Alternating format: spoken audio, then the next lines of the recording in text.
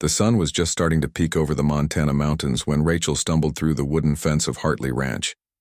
Her bare feet were covered in cuts and dirt, leaving small bloody prints on the morning dew. The cotton dress she wore was torn at the shoulder, and dark bruises colored her arms like ugly paint stains. She didn't know where she was. She didn't care. All she knew was that she'd been walking for hours through the darkness, running from the only place she'd called home for the past 8 years. But it wasn't a home. It was a prison. Rachel's legs finally gave out near a red barn. She collapsed onto the grass, her body shaking from exhaustion and fear. The cool morning air bit at her skin, but she barely felt it.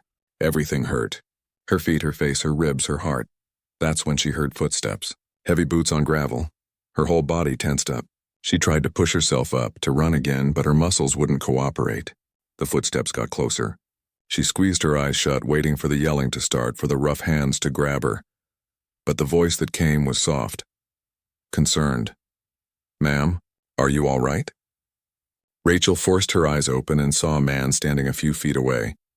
He was tall, maybe in his 40s, wearing worn jeans and a flannel shirt. His face showed worry, not anger. Still, she'd learned not to trust kind faces. "Please," she whispered, turning her face away. "Don't look at me." The man, whose name was Tom Hartley, took a small step back. He'd lived on this ranch his whole life and had seen plenty of injured animals. He knew when something was scared, and this woman was terrified. "I'm not going to hurt you," Tom said quietly.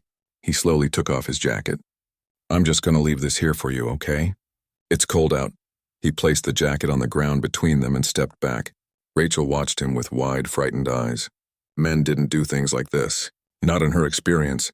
There was always something they wanted in return. "Are you hurt?" Tom asked.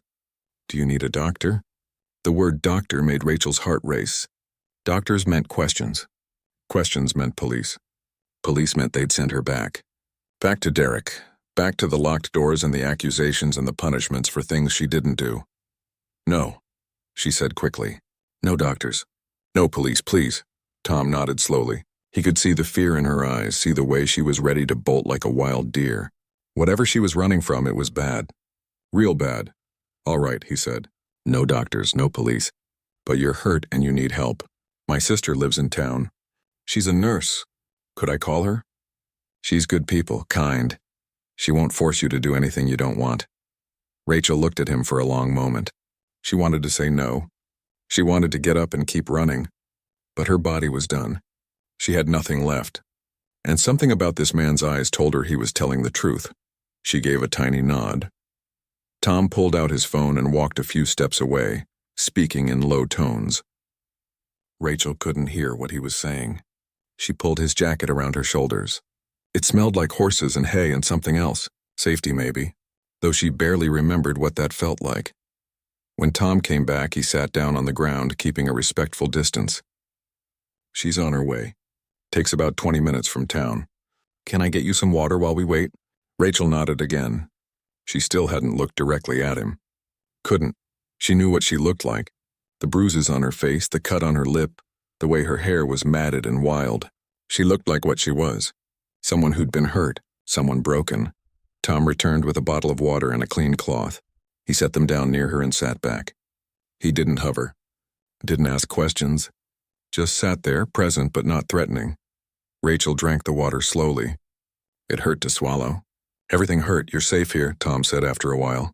"I don't know what you're running from, but you're safe here. I promise you that." Rachel wanted to believe him, but she'd heard promises before. Promises that turned into lies. Derek had made her promises too. Promised to love her. Promised to take care of her. Promised that if she just did what he said, everything would be fine. But nothing was ever fine.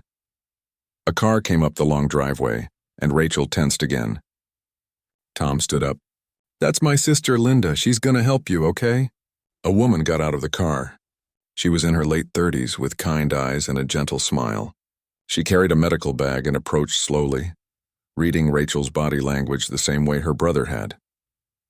"Hi, honey," Linda said softly. "I'm Linda. Tom called and said you might need some help. Is it okay if I take a look at those cuts?" Rachel looked between the two of them. Brother and sister. They had the same honest eyes, the same calm way of moving. She pulled the jacket tighter around herself and nodded. Can we go inside? Linda asked. I have a guest room ready. It's quiet, private, just you and me. Rachel finally spoke, her voice barely above a whisper. He can't know where I am. If he finds me... She didn't finish the sentence. She didn't have to. Linda knelt down, making herself smaller, less threatening. Nobody's gonna know you're here unless you want them to. We're pretty far from town. And Tom doesn't gossip. Neither do I, you have my word. Rachel looked at Tom. He nodded. I don't even have to know your name if you don't want to tell me. You can stay in the house, rest up, and when you're ready to move on, I'll help you get wherever you need to go. No strings. Something inside Rachel cracked. Not broke, but cracked, like a tiny bit of light getting through a concrete wall. These people were strangers. They didn't owe her anything. Yet here they were, offering help without demanding anything in return. She let Linda help her stand. Her legs wobbled, but Linda's arm was steady around her waist. As they walked toward the house, Rachel glanced back at Tom. He was watching them go, his face full of concern but not pity. Thank you, Rachel whispered. Tom just nodded. You're welcome here as long as you need. Inside the house, Linda led her to a small bedroom with white curtains and a soft-looking bed. It was simple but clean. Safe. Let me look at those feet first, Linda said, helping Rachel sit on the bed. Then we'll get you cleaned up and into some comfortable clothes. We can talk after if you want or not, whatever you need. As Linda carefully cleaned the cuts on her feet, Rachel stared at the ceiling. She'd walked 12 miles through the night. 12 miles through fields and woods, hiding when she heard cars, praying Derek wouldn't catch up to her. She'd escaped. Actually escaped. For the first time in 8 years, Rachel let herself cry. Not the silent tears she'd learned to cry so Derek wouldn't get angry. Real crying. The kind that came from somewhere deep inside. Linda didn't tell her to stop. Didn't tell her everything would be okay. She just held Rachel's hand and let her cry. Sometimes that's all a person needs. Someone to sit with them in their pain and not try to fix it right away. Outside, Tom stood on the porch looking out at his land. He'd lost his wife 5 years ago to cancer. He knew what it was like to hurt, to feel broken. This woman, whoever she was, had found her way to his ranch for a reason, and he'd make sure she was safe, whatever it took. Rachel spent the first 3 days mostly sleeping. Her body needed it. Every time she woke up, she'd panic for a moment, forgetting where she was. Then she'd see the white curtains moving in the breeze and remember. She was at the ranch. She was safe. Linda came by every morning to check on her. She'd bring fresh bandages, ointment for the bruises, and food that Rachel barely touched. Her stomach was still in knots. 8 years of walking on eggshells had taught her body to stay tense, always ready for the next bad thing. You don't have to eat it all, Linda would say gently. Just try a little bit. Your body needs fuel to heal. On the 4th day, Rachel finally asked the question that had been eating at her. Why are you doing this?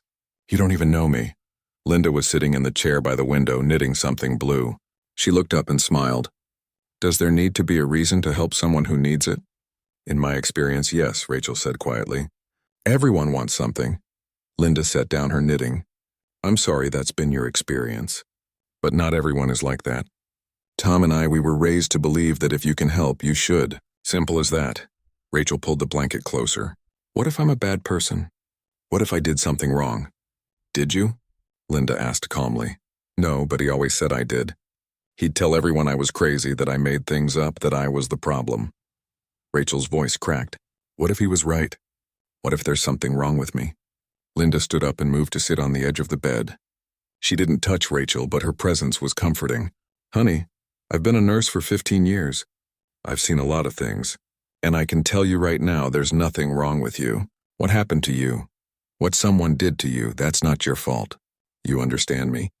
Rachel wanted to believe her, but Derek's voice was still in her head, telling her she was worthless, stupid, that nobody else would ever want her. He took everything, Rachel whispered. My phone, my ID, my bank cards. He said it was to protect me, to keep me safe. But really it was to keep me trapped. Linda's jaw tightened. She'd suspected as much. We can get you new documents. I know people at the county office. We'll get you an ID, a birth certificate, whatever you need. Under your maiden name if you want. I want that, Rachel said quickly. I don't want his name anymore. I never wanted it. Then we'll make it happen. Linda pulled out a small notebook. What's your maiden name, honey? Mitchell. Rachel Mitchell. Pretty name. Linda wrote it down. Now I need to ask you something and you can say no. But has he ever filed a missing persons report? Is he looking for you officially? Rachel thought about it. I don't think so. That would mean admitting he couldn't control me. He'd never do that. He'll look for me himself or hire someone, but he won't involve police. He's too proud. Linda nodded. That actually made things easier in some ways, harder in others. All right. For now, you're safe here. Tom's ranch is pretty isolated. We're 40 minutes from town on back roads. Nobody comes out here unless they're invited. What did you tell him? Tom, what does he know? Just that you needed help and a safe place to stay. That's it. Tom doesn't ask questions he doesn't need answers to. He's good that way. Rachel looked toward the window. She could see part of the ranch from here. Rolling fields, horses grazing, mountains in the distance. It was beautiful, peaceful. Everything her life hadn't been for so long. Can I ask you something? Rachel said. Of course. Tom seemed sad, like there's something heavy on him. Linda's expression softened. He lost his wife about 5 years ago. Cancer. She fought hard, but it got her in the end. Tom's been alone since then. Well, not alone. He has the ranch, has me visiting. But lonely, I think. This place is too big and quiet for one person. I'm sorry, Rachel said, and she meant it. She knew what loss felt like, even if hers was different. He's healing, Linda said. Takes time. But he's good people, Rachel. You don't have to be afraid of him. That afternoon, Linda helped Rachel take a real shower. The first one since she'd arrived. The hot water felt like heaven on her sore muscles. She scrubbed Derek off her skin, washed his voice out of her hair, tried to rinse away 8 years of hurt. When she looked in the mirror after, she barely recognized herself. The bruises were turning yellow-green. Her face was thinner than she remembered, but her eyes looked different. Still scared, yes. But something else, too. Maybe hope. Or the beginning of it. Linda had brought clothes. Simple things. Jeans, t-shirts, a warm sweater. These were mine, she explained. From when I was younger and a bit thinner. They should fit you okay. Rachel put on the jeans and a soft blue shirt. Real clothes, not the dresses Derek insisted she wear. Not the uncomfortable shoes that were supposed to make her look like a proper wife. Just normal, comfortable clothes. How do you feel? Linda asked. Like myself, Rachel said. I forgot what that felt like. That evening, Linda asked if Rachel felt up to having dinner in the kitchen instead of her room. Tom usually eats alone. It would be nice for him to have company, but only if you're comfortable. Rachel was nervous, but she agreed. She couldn't hide in the room forever. The kitchen was warm and smelled like home cooking. Tom was at the stove stirring something in a big pot. He looked up when they came in and gave a small smile. Hope you like stew, he said. It's about the only thing I can make that's worth eating. Rachel sat at the table, her hands in her lap. She still found it hard to look at him directly. Tom didn't seem to mind. He just served up 3 bowls and sat down. They ate in comfortable silence for a while. Tom didn't force conversation. Didn't ask questions. Just ate his stew and occasionally mentioned something about the ranch. Got a new calf born this morning, he said. Little thing, but strong. Mama's doing good with her.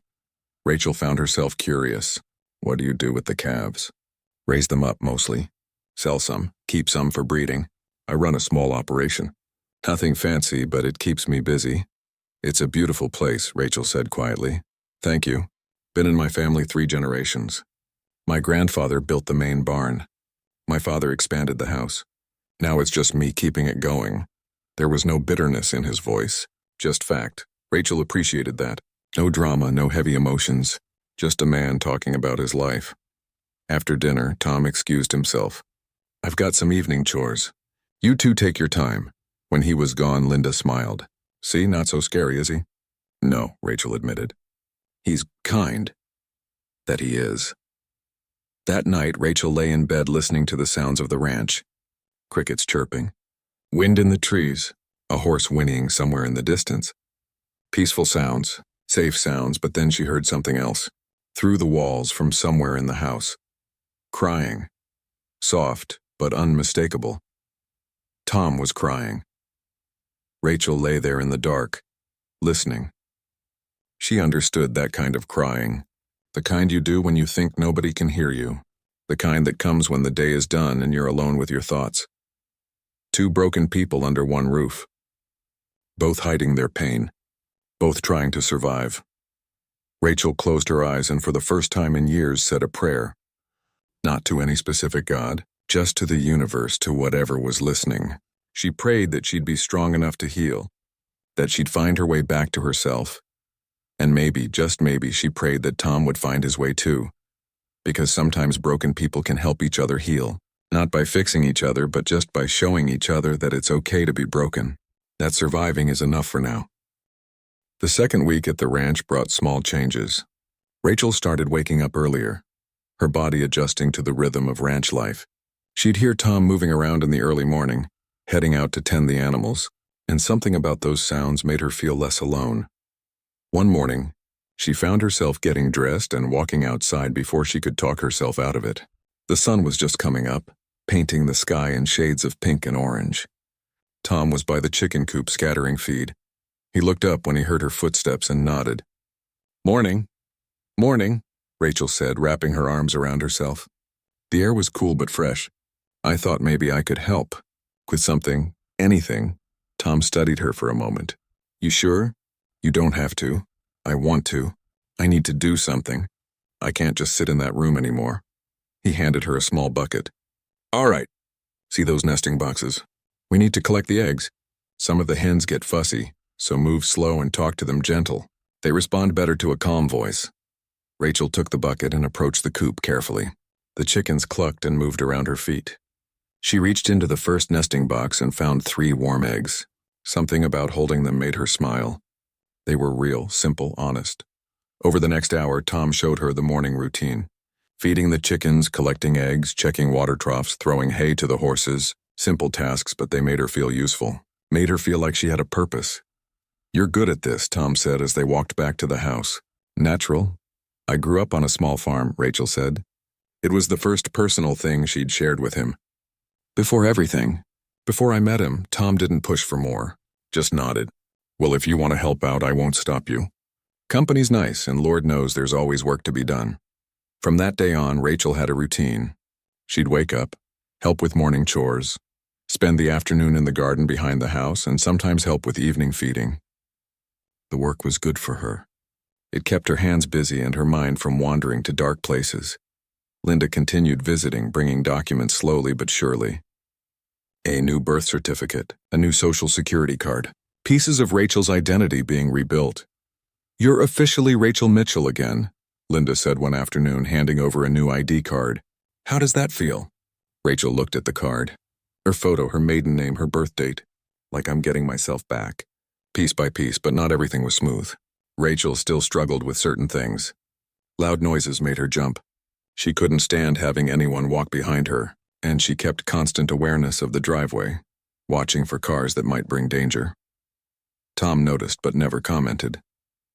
He just adjusted. He'd whistle before coming around corners. He'd always approach from where she could see him. Small considerations that made a big difference. One afternoon, Rachel was in the garden pulling weeds when she heard horses approaching. Her whole body tensed. Tom appeared on his big chestnut horse, leading a smaller gray mare.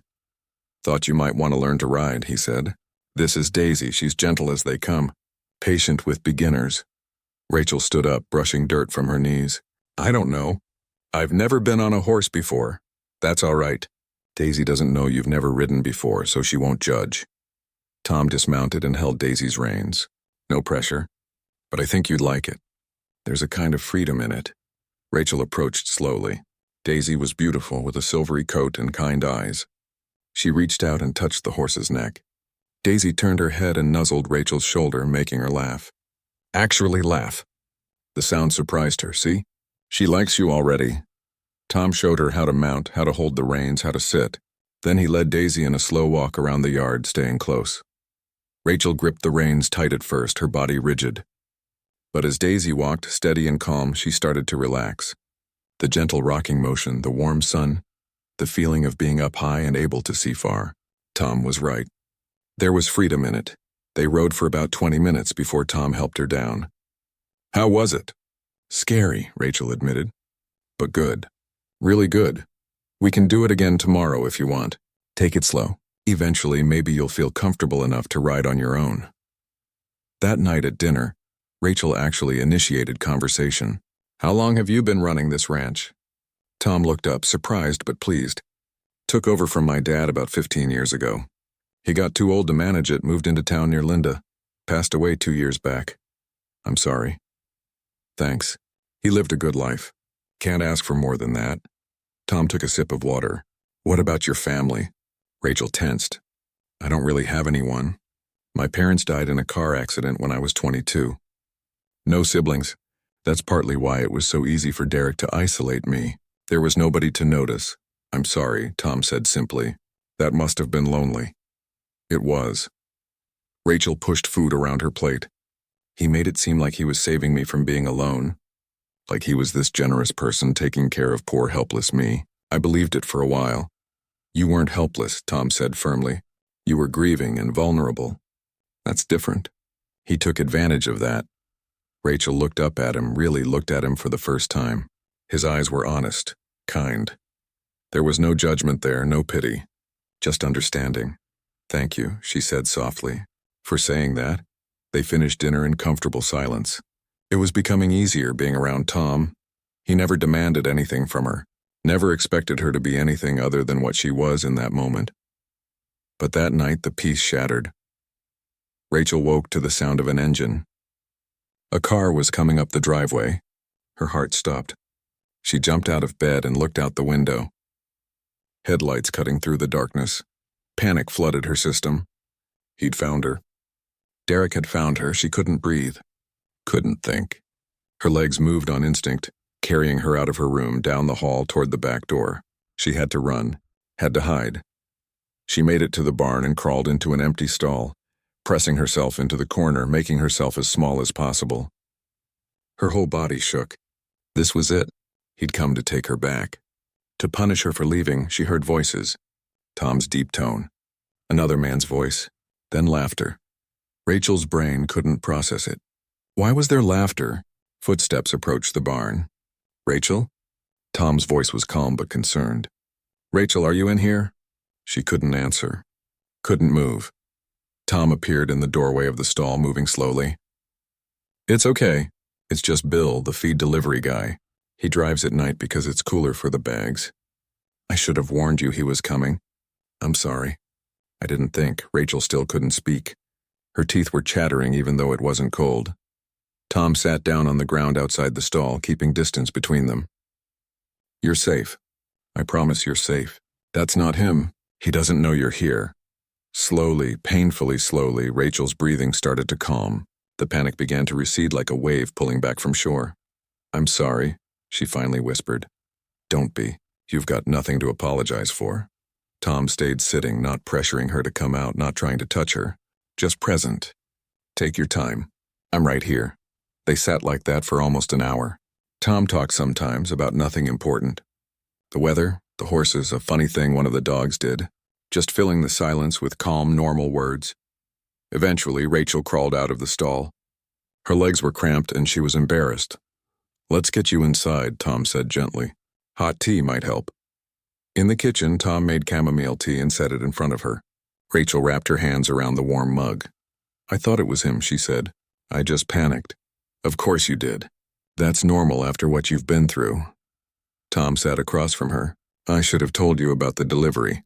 That's on me." "I can't live like this forever," Rachel said, her voice breaking. "Always scared. Always running. What kind of life is that?" Tom was quiet for a moment. "Healing isn't linear. Some days will be better than others. But each day you're here. Each day you're safe, you're getting stronger. You might not feel it yet, but I can see it." "You can?" "Yeah. When you first got here, you couldn't look at me." Couldn't speak above a whisper. "Now look at you. You're working, riding horses, having conversations. That's progress, Rachel. Real progress." Rachel wanted to believe him. She took a sip of tea and let the warmth spread through her chest. "Can I tell you something?" Tom said. "Yeah. After my wife died, I had panic attacks too. Different situation, but same feeling. Like the world was ending and I couldn't breathe. Took me almost 2 years to get through them. So I understand, in my own way. And I'm telling you, it gets better. Not perfect, but better." Rachel felt tears sliding down her cheeks. Not sad tears. Something else. Relief, maybe. relief that someone understood, that someone didn't think she was crazy or broken beyond repair. "Thank you," she whispered. "For everything." Tom just nodded. Two wounded souls, sitting in a kitchen in the middle of nowhere, drinking tea and learning that sometimes surviving is its own kind of strength. 3 weeks into Rachel's stay at the ranch, the weather changed.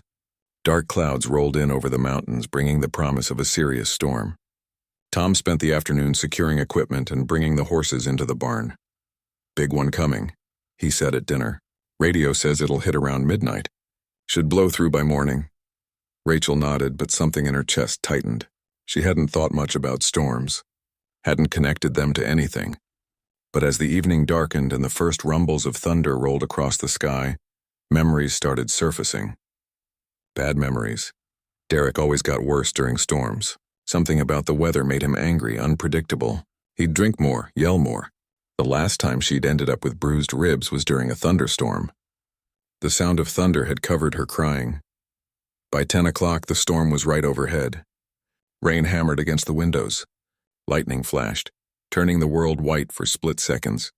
Thunder shook the house. Rachel was in her room, curled up on the floor in the corner, hands over her ears. But she could still hear it, still feel it. Her heart raced so fast she thought it might explode. She couldn't breathe. The walls were closing in. She was back in that other house, Derek's house, waiting for the door to open, waiting for his heavy footsteps, waiting for the pain. A particularly loud crack of thunder made her gasp.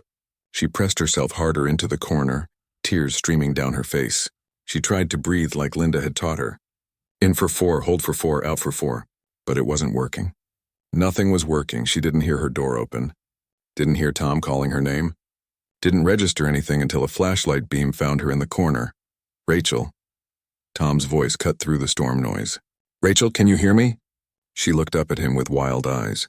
She was shaking so hard her teeth rattled. Tom set the flashlight down, pointed at the ceiling so it gave soft light. He didn't try to touch her or pull her up. He just sat down on the floor about 5 feet away, his back against the bed. "It's just a storm," he said calmly. "That's all it is. Weather can't hurt you." Rachel tried to speak but couldn't form words. "I'm gonna tell you a story," Tom said, "about the worst storm I ever saw. You just listen, okay? Don't have to respond. Just listen." Thunder crashed again. Rachel flinched, but she focused on Tom's voice. "I was 8 years old," Tom began. "Tornado touched down about 2 miles from here.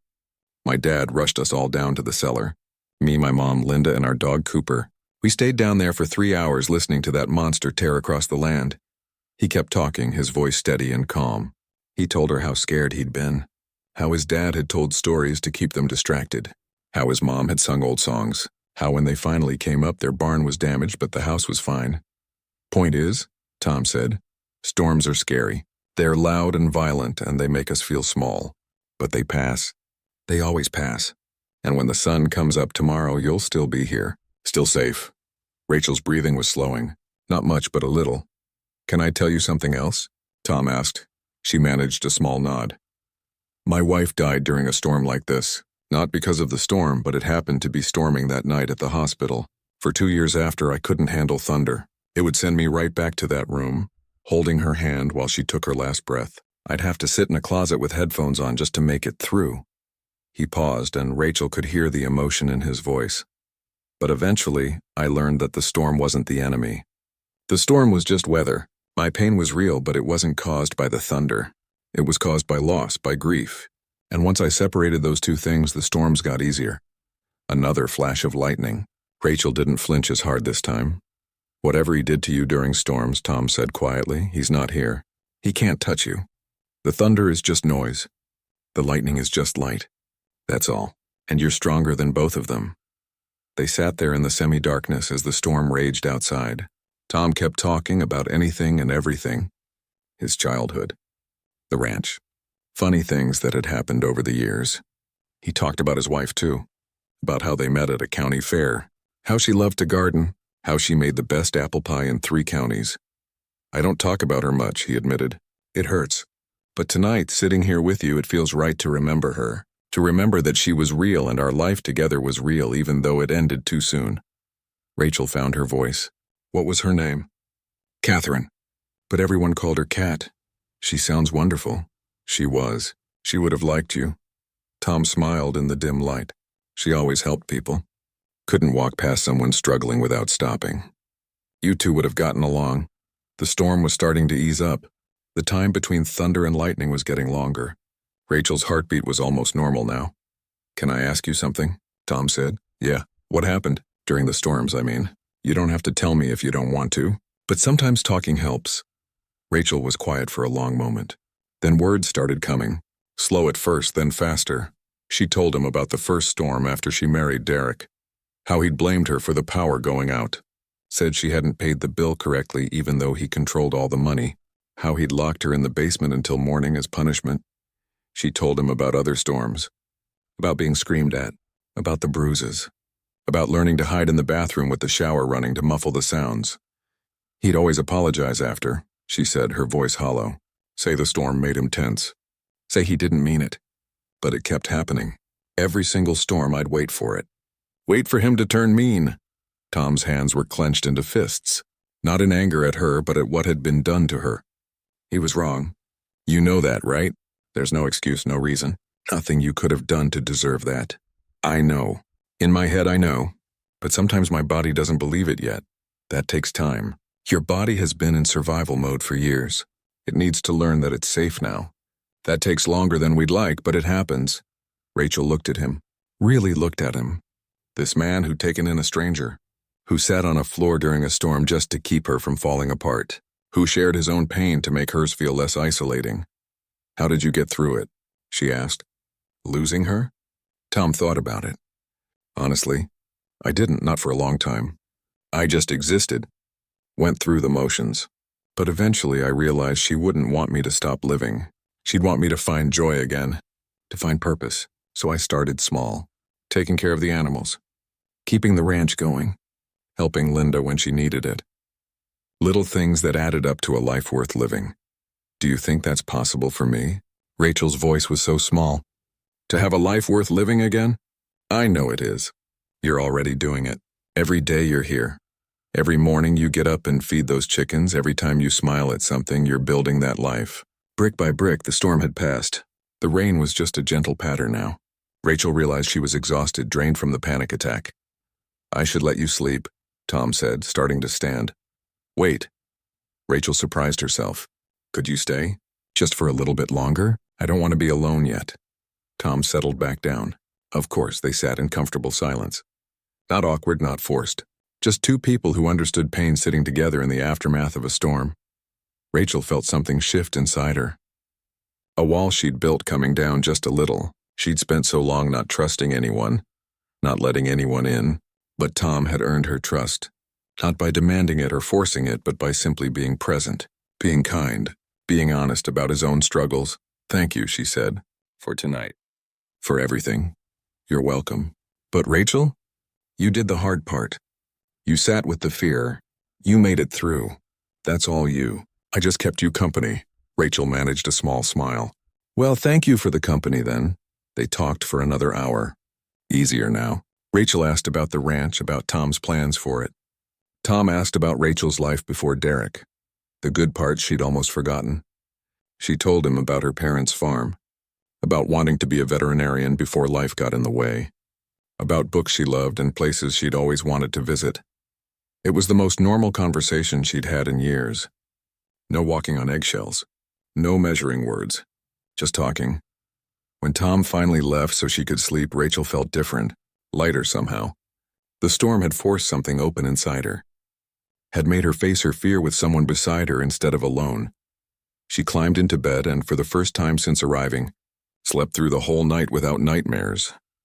Outside her window, the sky was clearing. Stars peeked through the breaking clouds. And in his own room, Tom lay awake thinking about how strange life was. How you could be broken and lonely one day and then find purpose in helping someone else heal. Maybe that's how it worked. Maybe broken people helped each other by sharing the weight of their pain, by showing each other that survival was possible. That life could be good again eventually. Tomorrow would bring more work. More healing. More small steps forward. But tonight, for the first time in a long time, both Tom and Rachel went to sleep feeling a little less alone in the world. A month and a half after arriving at the ranch, Rachel felt like a different person. Not completely healed, but growing. Like a plant that had been kept in the dark finally getting sunlight. She rode Daisy almost every day now. At first just around the yard with Tom nearby, then gradually further. Short trips around the property, learning the land. Tom showed her the creek that ran through the back 40. The old oak tree his grandfather had carved initials into. The spot where the best wildflowers grew in spring. "You're a natural," Tom said one afternoon as they rode side by side. "Most people take months to get comfortable in the saddle. You picked it up in weeks." Rachel patted Daisy's neck. "I had a good teacher. And a patient horse, that too." Tom pointed ahead. "See that ridge up there? That's my favorite spot on the whole property. You can see 3 counties from up there. Want to check it out?" They rode to the ridge and dismounted. Tom was right. The view was breathtaking. Rolling hills, distant mountains, the ribbon of river cutting through the valley below. Rachel stood there taking it all in, feeling the wind in her hair and the sun on her face. This was freedom. Real freedom. Not just being away from Derek, but being herself. Being able to breathe without permission. "It's beautiful," she said. "Yeah, it is." Tom was looking at her when he said it, but Rachel didn't notice. On the ride back, Tom asked, "Have you thought about what you might want to do? Long term, I mean. You're welcome to stay as long as you need, but I figure you probably have dreams. Plans." Rachel had been thinking about this. "I want to go back to school. Finish my degree. I had 2 years done before I met Derek. He made me drop out, said I didn't need education because he'd take care of me." "What were you studying?" "Animal science. I wanted to work with large animals. Horses, cattle. Maybe be a ranch vet someday." She laughed a little. "Sounds silly now. Why would that be silly? Sounds like a great plan to me. I'm 30 years old, Tom. I'd be starting over from scratch. So, better to start at 30 than never start at all. Besides, you've got practical experience now. Not everyone can say they've worked a ranch." Rachel smiled. Tom had a way of making things seem possible. "Maybe. I'd need to save money first. Get a job. Figure things out. Well, if you want, I could use help around here. Steady work. I can't pay much, but it's something. Room and board included, obviously." Rachel looked at him. "You'd do that." "Why not? You're already doing the work anyway. Might as well get paid for it, and you're good at it. The animals like you. That matters in this line of work. I don't know what to say. Say yes. Stay. Keep healing. Save some money. Figure out your next steps. No pressure, no expectations. Just honest work for honest pay." Rachel felt warmth spread through her chest. Not romantic, not yet. Just gratitude. Just the feeling of being valued for what she could do, not controlled or diminished.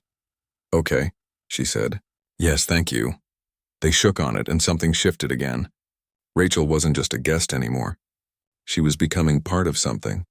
Part of the ranch, part of a routine, part of a life. That evening, Linda came by with papers. Official papers. "Your divorce filing is ready. We just need your signature." Rachel's hand shook as she held the pen. This was it. The final cut. The legal end to 8 years of nightmare. She signed her name. Rachel Mitchell. Not Derek's last name. Her name. "How long until it's final?" she asked. "Could be 6 months to a year, depending on how he responds. But with the restraining order documentation and your testimony, you've got a strong case. He'd be smart not to fight it." "He'll fight it," Rachel said quietly. "He won't want to lose. That's all I am to him. Something he owned. He won't like giving that up." Linda squeezed her hand. "Let him fight. You've got good lawyers working for free through the Women's Center, and you've got us. He can't touch you here." After Linda left, Tom found Rachel on the porch. She was staring out at the darkening sky, lost in thought. "You okay?" he asked. "I filed for divorce today." "That's good, isn't it?" "Yeah, it's good. It's just final, you know? This part of my life is really ending." She wiped at her eyes. "I should be happy. I am happy. But it's also scary. What if I can't do this? What if I fall apart?" Tom sat down beside her. "You won't fall apart. You're one of the strongest people I've ever met." Rachel laughed bitterly. "Strong? I hid in a barn from a feed delivery truck. Strength isn't not being scared. Strength is being scared and doing the thing anyway. You left him, Rachel. You walked 12 miles barefoot in the dark to get away. You're rebuilding your entire life from nothing. That's strong." She let his words sink in. Maybe he was right. Maybe strength looked different than she thought. Over the next few weeks, Rachel settled into her new role as ranch hand. Tom taught her more advanced skills. How to check fence lines, how to treat minor animal injuries, how to manage feed inventory. She soaked it all up like a sponge. They fell into an easy partnership. Tom handled the heavy physical work, but Rachel did everything else. They'd work side by side, talking or not talking, comfortable either way. The town started noticing. When Tom went into the feed store, people asked questions. "Who's the woman at your place? You dating again? Heard you got yourself some help." Tom kept his answers brief. Just someone helping with the ranch. Mind your own business. Small towns love to gossip, but Tom's reputation protected them. People respected him enough not to push too hard. But Linda warned Rachel one evening. "People are talking. Nothing mean, just curious. You okay with that?" "I don't have a choice," Rachel said. "I can't hide forever. I live here now. Eventually people will see me, talk to me. I'll have to deal with it. You're ready for that?" "No, but I'll do it anyway." The next Sunday, Tom asked if Rachel wanted to go into town with him. "Need to pick up some supplies. You could see the place. Maybe get some things for yourself." Rachel's first instinct was to say no, but she caught herself. This was part of moving forward. She couldn't stay hidden on the ranch forever. "Okay," she said. "Let's go." The drive into town was quiet. Rachel watched the landscape roll by, her stomach in knots. When they pulled up to the feed store, she took a deep breath. Inside, a few people stared. A woman whispered to her friend. But nobody was hostile. Just curious, Tom introduced her casually. "This is Rachel. She's helping me run the ranch." People nodded, said hello, went back to their business. It wasn't as bad as Rachel had feared. At the checkout, the clerk, an older woman named Betty, smiled warmly. "Nice to meet you, dear. Tom's been alone too long out there. Good to see him with some help." "Thank you," Rachel said. In the truck on the way back, Tom glanced at her. "See, not so bad." "Not so bad," Rachel agreed. Then she started laughing. Actually laughing. "I was so scared and nobody even cared. That's small towns for you. They're nosy, but they're usually harmless." That afternoon, Rachel was in the garden when she heard an unfamiliar sound. She looked up to see a goat escaped from its pen running straight toward her. It jumped up, grabbed Tom's hat right off his head where he'd set it on a post and took off running. "Hey!" Tom yelled, chasing after it. "Give that back!" Rachel burst into laughter watching 6-foot-tall Tom chase a goat around the yard. The goat was winning. Every time Tom got close, it would dart away, the hat in its mouth like a trophy. Finally, Tom gave up, hands on his knees, breathing hard. "You win, you devil." Rachel was laughing so hard she had tears streaming down her face. Real tears. Happy tears. When was the last time she'd laughed like this? She couldn't remember. Tom looked at her laughing and started laughing too. "Glad my misery entertains you." "I'm sorry," Rachel gasped. "I'm sorry, but your face. You looked so offended." "I am offended. That's my favorite hat." They eventually recovered the hat, slightly chewed but intact. That night at dinner, they kept giggling about it. "Did you see how proud he looked?" Rachel said. "Like he'd won the lottery." Little thief, no respect for personal property. It was such a normal moment, such a simple thing. But to Rachel, it meant everything. She'd forgotten what it was like to just enjoy something, to laugh without fear, to be silly and carefree. Later, lying in bed, she thought about how much had changed. 2 months ago, she'd been a scared, broken woman who couldn't look people in the eye. Now she was working, riding horses, going into town, laughing at goats stealing hats. She wasn't healed yet. She still had nightmares sometimes, still flinched at sudden movements, still watched the driveway too carefully. But she was getting there. Piece by piece, day by day, she was becoming someone new, someone stronger, someone who could imagine a future beyond just surviving. And maybe, just maybe, she was starting to imagine what happiness might look like. It looked like sunrise over mountains, like the weight of a horse's head resting against your shoulder, like honest work that made you tired in a good way, like sitting on a porch with someone who understood your pain and didn't try to fix you, just let you heal at your own pace. Rachel drifted off to sleep with a small smile on her face. Tomorrow she'd get up and do it all again. Feed the animals, ride Daisy, work alongside Tom, keep building this new life. And for the first time in 8 years, she was actually looking forward to tomorrow. 3 months into Rachel's new life at the ranch, everything changed in an instant. It was a Tuesday morning. Rachel was in the barn brushing down Daisy when she heard a car engine. Not the familiar sound of Tom's truck or Linda's sedan, something else. Something that made her stomach drop. She walked to the barn door and looked out. A black Mercedes was pulling up the driveway. Expensive, out of place on a ranch. Then she saw him step out of the driver's side, and her whole world tilted. Derek. He looked exactly the same. Perfectly styled hair, expensive suit even though he was visiting a ranch, that smile he used in public.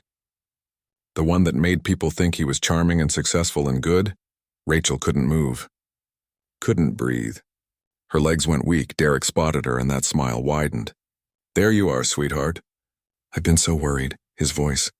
That voice that used to whisper threats. That voice that apologized after hurting her. That voice that had controlled 8 years of her life. Tom came out of the house wiping his hands on a rag. He immediately sensed something was wrong.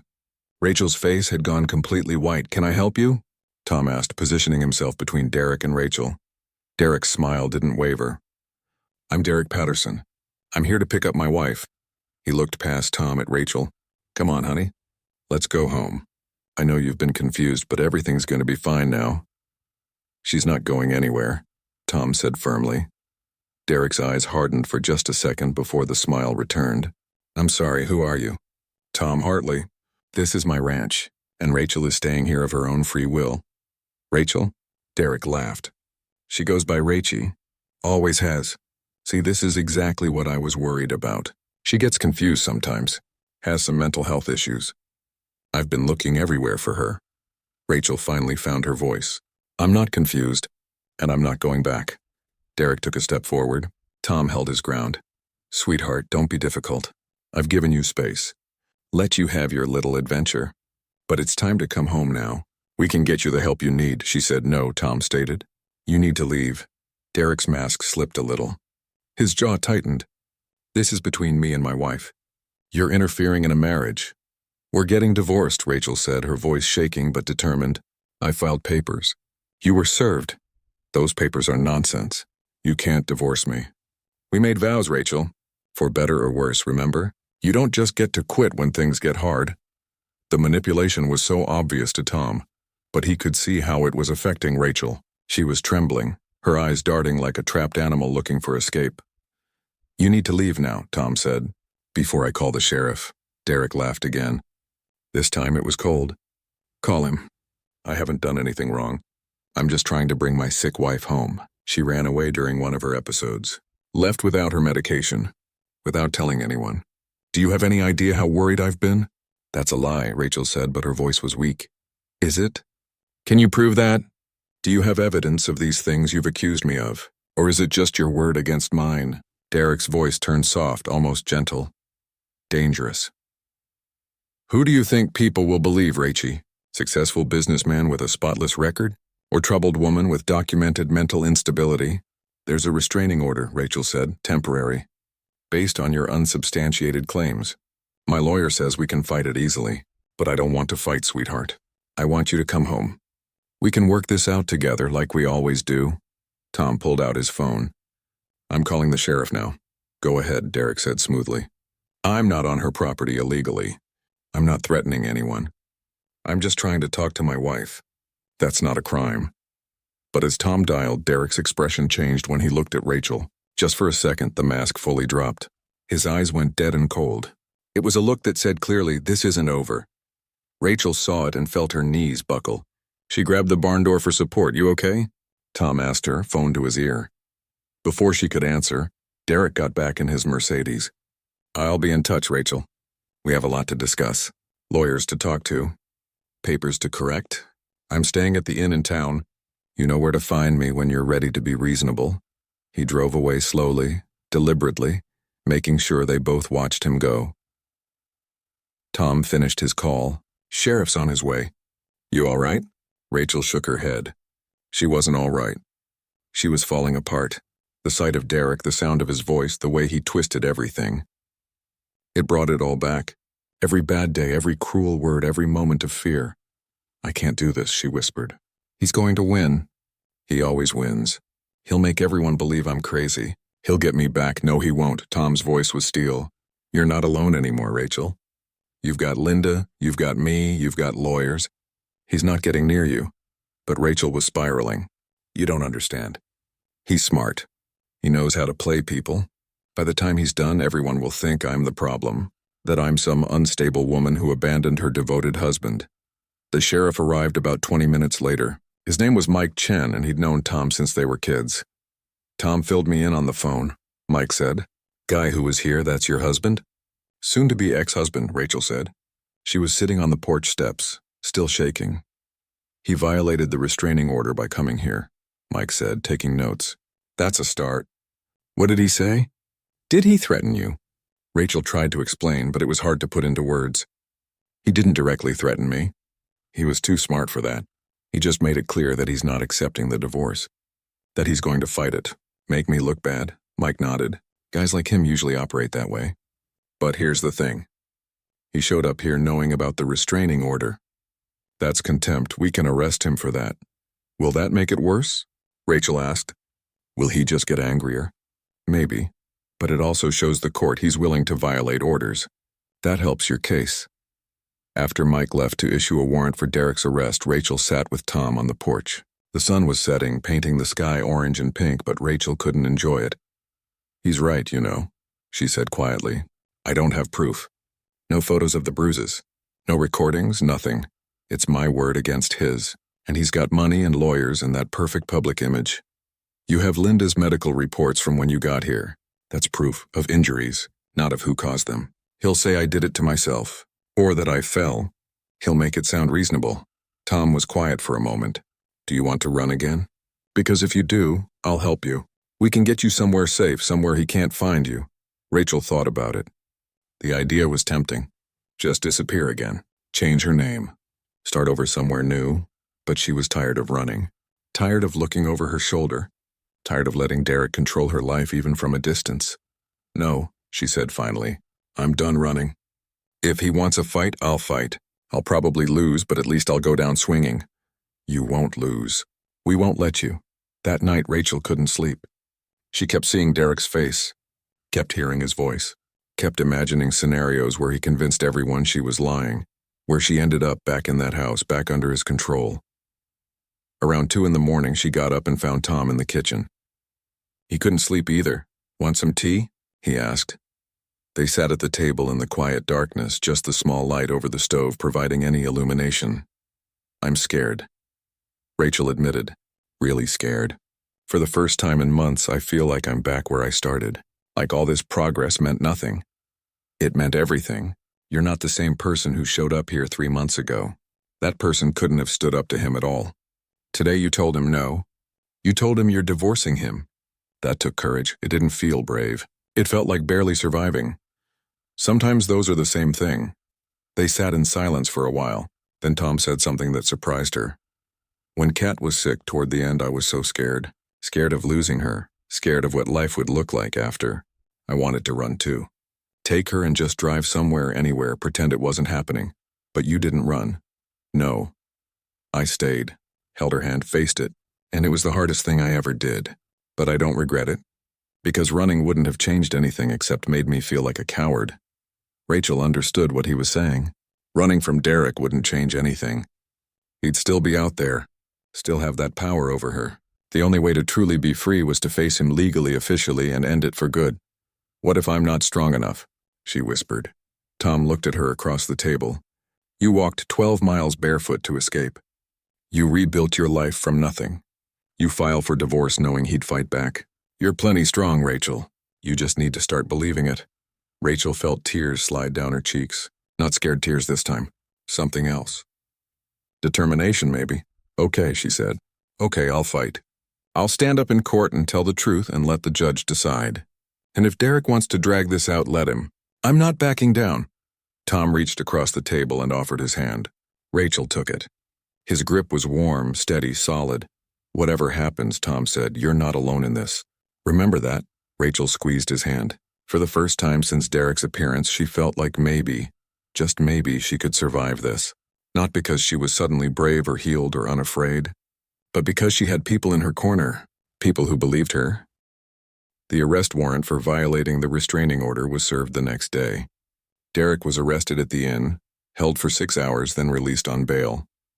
His lawyer immediately filed a motion, claiming the restraining order was based on false allegations and should be dismissed. The legal battle had officially begun. Rachel's lawyer, a woman named Patricia Grant who worked with the Women's Center, sat down with her to prepare. "This is going to get ugly," Patricia said bluntly. "His lawyer is known for aggressive tactics. They'll try to discredit you, paint you as unstable, claim you abandoned the marriage and are now making false accusations out of spite." "I know," Rachel said. "I'm ready," but she wasn't ready. Not really. Nobody can be ready for having their entire life picked apart and questioned. Derek's lawyer filed motion after motion. They demanded Rachel undergo a psychiatric evaluation. They subpoenaed her medical records. They claimed she had a history of lying and attention-seeking behavior. They even tried to subpoena Tom, claiming he was having an inappropriate relationship with Rachel and had influenced her to file false charges. Every new filing felt like a punch to the gut. "How can they just lie like this?" Rachel asked Patricia one afternoon. "None of this is true, because it's legal strategy. They're throwing everything at the wall hoping something sticks. But we'll fight each motion. We have evidence too." The evidence included Linda's medical report documenting Rachel's injuries when she arrived, testimonies from people at the Women's Center, records of Derek's controlling behavior with finances, and Rachel's own testimony, detailed and consistent. But Derek had evidence too. Character witnesses who said he was a devoted husband, friends who claimed Rachel had seemed unstable during the marriage, a doctor he'd taken her to once who diagnosed her with anxiety disorder, which Derek's lawyer now used to claim she was mentally unfit and prone to delusions. It was exhausting. Rachel spent hours with Patricia going over every detail of her marriage, every incident, every moment of control and manipulation. Some things she'd buried so deep she'd almost forgotten. Bringing them to the surface hurt. Tom watched her struggle and did what he could. He made sure she ate, made sure she rested, took care of the ranch work when she was too drained to function. "I don't know if I can do this," Rachel said one evening. They were sitting by the creek, the peaceful spot that had become her refuge. "Every day it's something new. Every day they tear me apart a little more." "You can do this," Tom said. "I've seen you ride out a panic attack during a thunderstorm. I've seen you face down the man who hurt you. You're tougher than you give yourself credit for." "I don't feel tough. I feel like I'm drowning." "Then let us help keep you afloat. Me, Linda, Patricia. We've got you." The preliminary hearing was scheduled for 6 weeks after Derek's visit. Rachel would have to testify, face Derek in court, speak her truth in front of a judge. Linda helped her prepare. Stick to facts. Don't let them provoke you emotionally. His lawyer will try to make you seem hysterical or vindictive. Stay calm, tell the truth, and trust that the judge will see through the manipulation. Easier said than done. The night before the hearing, Rachel couldn't eat, couldn't sleep. She paced her room like a caged animal. Around midnight, she went outside. Needed air, needed space. Tom was on the porch. He seemed to always know when she needed someone nearby. "Big day tomorrow," he said. "Biggest of my life." Rachel sat on the steps. "What if I mess it up? What if I freeze or say the wrong thing?" "You won't. You know your truth. Just tell it." "His lawyer is going to try to make me look like a liar, like I'm doing this for money or revenge or because I'm mentally unstable. Let them try. Anyone who's spent 5 minutes with you can see you're none of those things." Rachel looked up at the stars. "So many of them out here away from city lights. You know what the worst part is? Part of me still feels guilty. Like I'm betraying him somehow. Isn't that crazy? He hurt me for years and I still feel bad about standing up against him. That's not crazy. That's what abuse does. It twists your thinking, makes you doubt yourself. But Rachel, you're not betraying him. You're protecting yourself. That's different." They sat in silence for a while. Then Tom said, "Can I tell you something?" "Yeah, I'm proud of you. I know I'm not your father or brother or anything, but I'm proud anyway. You could have run, could have disappeared again, but you're standing your ground and fighting for your freedom. That takes real strength." Rachel felt tears prick her eyes. "Thank you. That means more than you know." The courthouse the next morning was intimidating, big official, full of people who looked like they knew what they were doing. Rachel felt small and out of place in her borrowed dress suit. Derek was already there with his lawyer, a sharp-looking man in an expensive suit. Derek looked perfect as always, calm, collected, like this was just a minor inconvenience. When their eyes met across the hallway, he smiled, that same charming smile he used in public. It made Rachel's skin crawl. The hearing started. Derek's lawyer spoke first, painting a picture of a loving husband whose mentally troubled wife had run away during an episode and was now making false accusations to justify her actions. My client has done nothing but try to support his wife through her difficulties, the lawyer said smoothly. He's devastated by these false allegations and concerned for her well-being. Then it was Rachel's turn to testify. Patricia walked her through her story. The gradual isolation, the financial control, the emotional manipulation, the physical violence that escalated over years. Derek's lawyer cross-examined her aggressively. Isn't it true you never reported any of this alleged abuse to police? I was too scared, Rachel answered. Or is it that it never happened? That you're making this up now because you regret your marriage? No, it happened. All of it. You claim my client was violent, yet you have no photos, no police reports, no hospital records. Convenient. He was careful. He knew how to hurt me where it wouldn't show. And he made sure I was too afraid to tell anyone. Or perhaps you're simply lying to gain sympathy and avoid responsibility for abandoning your marriage. Patricia objected. The judge sustained it. But the damage was done. The seed of doubt planted. Linda testified next about Rachel's injuries when she arrived. Derek's lawyer tried to suggest Rachel could have gotten those injuries any number of ways. Tom testified about finding Rachel that morning, her condition, her fear. Derek's lawyer insinuated that Tom had an improper relationship with Rachel and was helping her fabricate claims. That's not true, Tom said firmly. I gave her a safe place to stay. Nothing more. And I saw what she looked like when she got here. Nobody fakes that level of terror. The hearing lasted 4 hours. By the end, Rachel was exhausted and emotional, but she'd held it together. She'd told her truth. The judge took a brief recess, then returned with his decision. Based on the testimony presented, I'm extending the temporary restraining order for another 6 months while divorce proceedings continue. Mr. Patterson, you are to have no contact with Ms. Mitchell. No phone calls, no emails, no visits, no third-party contact. Is that clear? Yes, Your Honor, Derek said. His voice was respectful, but his eyes were angry. Furthermore, the judge continued, I'm ordering both parties to undergo individual evaluations. I want an independent assessment before we proceed with the divorce hearing. Both sides agreed. The hearing was adjourned. Outside, Patricia pulled Rachel aside. That went well. The extended restraining order is good. The evaluation is standard procedure. You did great in there. Rachel didn't feel like she'd done great. She felt torn apart and exposed. But at least she'd survived it. Derek walked past with his lawyer. He didn't look at her, but she heard him say loudly enough for her to hear, She'll come around eventually. She always does. Tom stepped closer to Rachel, a protective presence. You okay? I will be, eventually. The evaluation process took 2 weeks. A court-appointed psychologist interviewed Rachel for hours, asking about her marriage, her childhood, her mental health. It felt invasive, but Rachel answered everything honestly. The psychologist's report came back 3 weeks later. Rachel sat with Patricia as they read it together. The evaluation shows no evidence of mental instability or delusional thinking. Patricia read aloud. Subject displays symptoms consistent with post-traumatic stress from prolonged domestic abuse. Her account is detailed, consistent, and credible. No signs of fabrication or manipulation detected.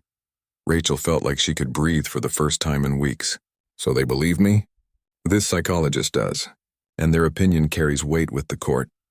Derek's evaluation was less favorable to him. While it didn't directly accuse him of abuse, it noted controlling personality traits, difficulty accepting responsibility for relationship problems, and a tendency to blame others for his actions. The divorce hearing was set for 2 months later. In the meantime, Rachel tried to reclaim some normalcy. She worked the ranch, rode Daisy, tried not to think about the upcoming court date, but Derek wasn't giving up. His lawyer filed motion after motion, trying to delay proceedings, trying to force Rachel into mediation, trying anything to maintain control. He's dragging this out on purpose, Patricia explained. Trying to exhaust you. Make you give up and settle for less than you deserve. I'm not giving up, Rachel said. She was tired, yes. 6 months after the divorce was finalized, Rachel barely recognized her own life. She'd enrolled in online classes through the state university, working toward finishing her degree in animal science. She'd been promoted, in a sense, from ranch hand to ranch manager. Tom trusted her with major decisions now, and she'd proven herself capable over and over. The nightmares had become less frequent. She still had them sometimes, but they didn't control her anymore. She'd learned techniques to cope with the anxiety, the triggers, the moments when the past tried to drag her back down. Spring had arrived at the ranch, bringing new life. Calves were being born, flowers bloomed in the garden Rachel had expanded, and the whole world felt fresh and full of possibility. She'd even made friends in town. Real friends. Betty from the feed store invited her to a quilting circle, which Rachel had never expected to enjoy but actually did. A few women her age from the community center had pulled her into their book club. Slowly but surely she was building a life that was wholly hers. Tom had changed too. He smiled more, laughed easier. The heavy sadness that had hung over him when Rachel first arrived had lifted. The ranch felt alive again, like it had purpose beyond just existing. They'd fallen into such an easy partnership that Rachel sometimes forgot they weren't actually family. They worked side by side every day, shared meals, shared stories, shared comfortable silences. He'd become her best friend without either of them really acknowledging it. One evening in late April, they were sitting on the porch watching the sunset. It had become their routine. End of the day sitting together, just being. "I got my acceptance letter today," Rachel said. "For the veterinary program?" "I start in the fall." Tom's face lit up. "Rachel, that's amazing. I knew you'd get in. It's going to be hard. 4 years of intensive study. But I can do most of it online with some on-campus requirements. I can still work here, keep helping with the ranch. You can do whatever you need to do. We'll figure it out." Rachel looked at him, really looked at him. This man who'd taken her in when she had nothing, who'd protected her, believed in her, helped her find herself again, who'd asked for nothing in return except honest work and honest friendship. "Tom, I need to tell you something." He turned to her, concerned. "What's wrong?" "Nothing's wrong. I need you to know how much you've changed my life. When I showed up here, I was nothing. I was broken and scared, and I didn't know if I'd ever be okay again. But you gave me a chance. You gave me space to heal. You never pushed, never demanded anything, just let me find my way." Tom looked uncomfortable with the praise. "I just did what anyone should do." "No, not anyone. Most people would have called the police immediately, or sent me on my way, or expected something from me. But you didn't. You just offered kindness without any strings attached. That's rare, Tom, that's special. You did the hard work. I just provided the space, and that space saved my life." Rachel felt tears in her eyes. "I don't think I've ever properly thanked you for that. You thank me every day by being here, by working hard, by becoming who you were always meant to be." Tom smiled. "You don't owe me anything, Rachel. Seeing you happy, seeing you confident and strong, that's all the thanks I need." They sat in comfortable silence as the sky turned orange and pink. Rachel felt something shift in her chest, a feeling she'd been avoiding acknowledging for weeks now. She cared about Tom, more than just as a friend or employer. More than just gratitude for what he'd done for her. She'd developed real feelings for this quiet, kind man who'd shown her what goodness looked like, but she wasn't ready. Not yet, maybe not for a long time. She'd spent 8 years in a relationship that nearly destroyed her. The idea of opening her heart to someone again, even someone as good as Tom, terrified her. Over the next few weeks, Rachel kept these feelings to herself. She needed time to process them, to understand them, to make sure they were real and not just misplaced gratitude or dependency. Tom seemed to sense something had shifted, but didn't push. He never pushed, just remained steady, reliable, present. One Saturday afternoon, Tom asked Rachel to go for a ride with him. They saddled up their horses and headed out to the ridge, their favorite spot. When they got there, Tom dismounted and helped Rachel down. They sat on the grass looking out over the valley. "I need to tell you something," Tom said, his voice serious. Rachel's heart skipped. "Okay. I've been doing a lot of thinking lately. About life, about the ranch, about what comes next." He picked at the grass, not looking at her. "When Kat died, I thought my life was over. Not literally, but you know what I mean. I thought the best parts were behind me, that I'd just exist until I didn't anymore." "Tom, let me finish." He looked at her now, his eyes sincere. Then you showed up. Scared and hurt and barely holding on.